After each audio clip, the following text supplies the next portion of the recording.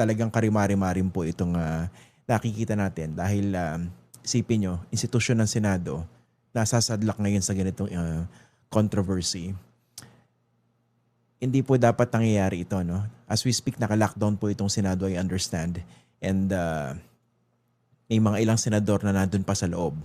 Kanina, si former Senate President Tito Soto, kaninang hapon yata, no? Lumabas. Alam niyo si Senator Tito Soto, matagal ko na po nako-cover yan eh. And for those who know him, walang bodyguard, walang driver. Mag-isa nagmamaneho ng sasakyan niya yan. Dati naalala ko na interview kayo sa Itbulaga eh.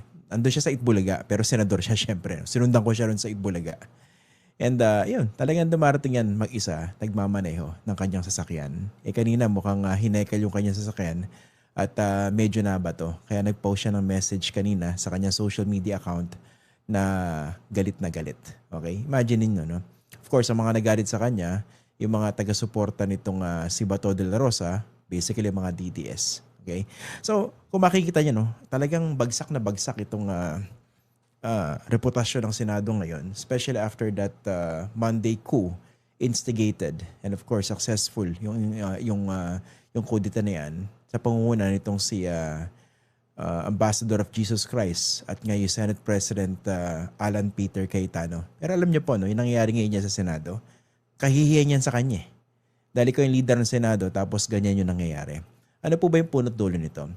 Basically, kinakanlong nitong mga senador sa pangunguna nitong bagong majority bloc led by these DDS senators, itong si Senator Bato de la Rosa. Okay. Ito si Bato de la Rosa, basically what is happening is nagpakanlong dyan sa Senado. So binigyan siya ng protective custody. At pag tinanong niyo po yung mga eksperto sa batas, there's no such thing as a protective custody dahil merong valid warrant of arrest against Senator Bato de la Rosa. Okay? That's a valid warrant of arrest.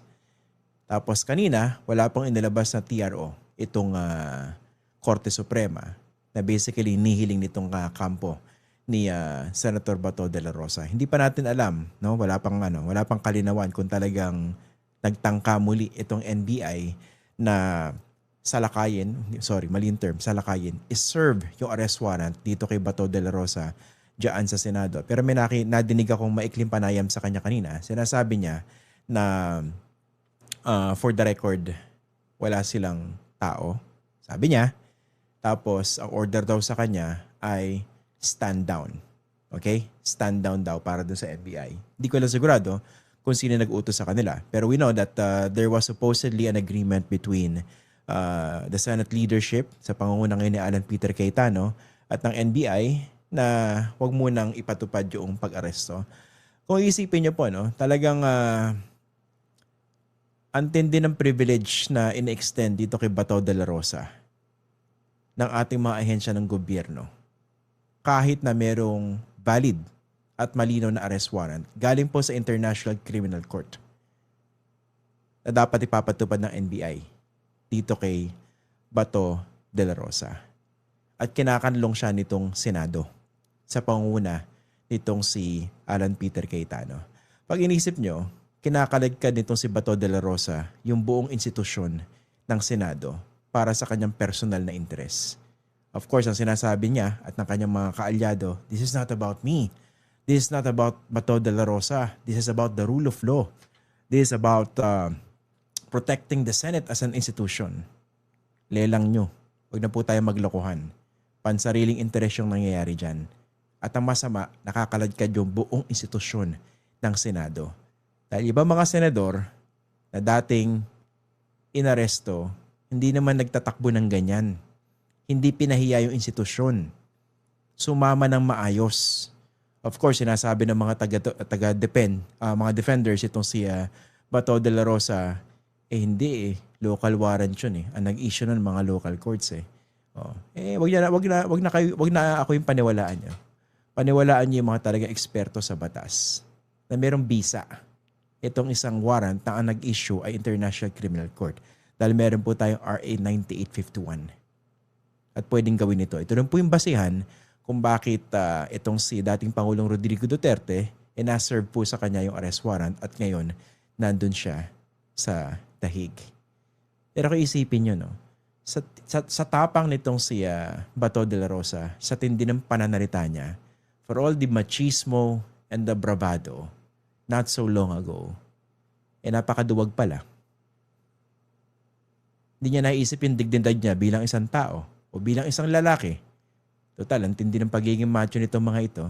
Sipin mo magtatakbo ka dun sa hagdanan ng Senado, magkandara pa ka, nasugatan ka pa, at i-claim mo na wrestling ka ng mga NBI. Hindi ba kung meron kang dignidad?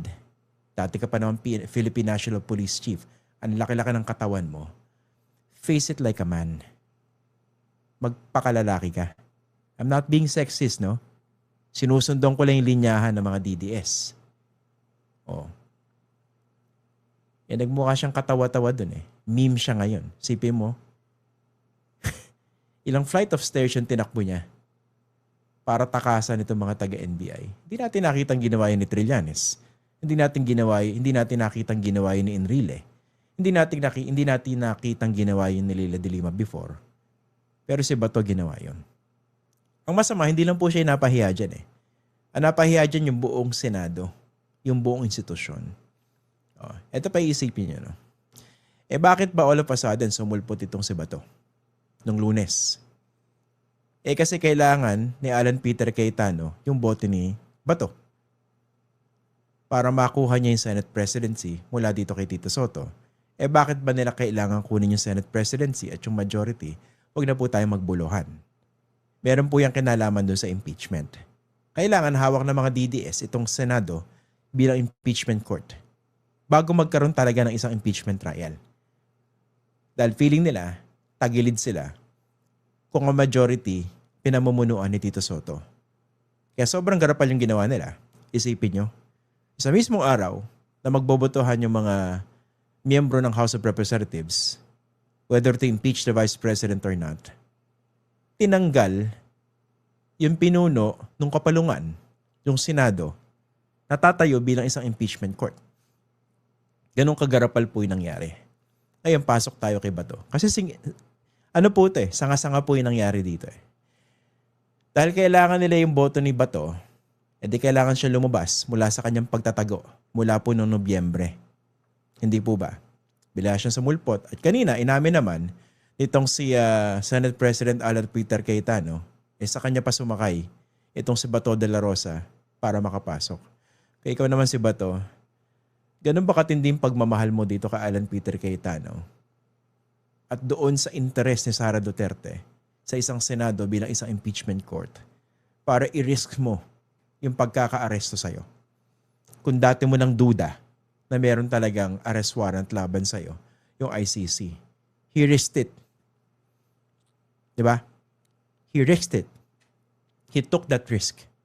Kaya ngayon, trap siya dyan sa Senado. Kaya wag siya maninisi.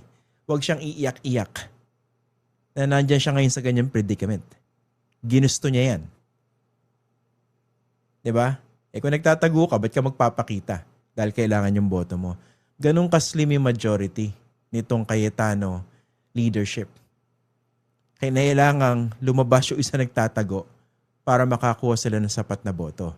At ngayon, nandiyan siya sa Senado. Trapped itong si Senator Bato de la Rosa.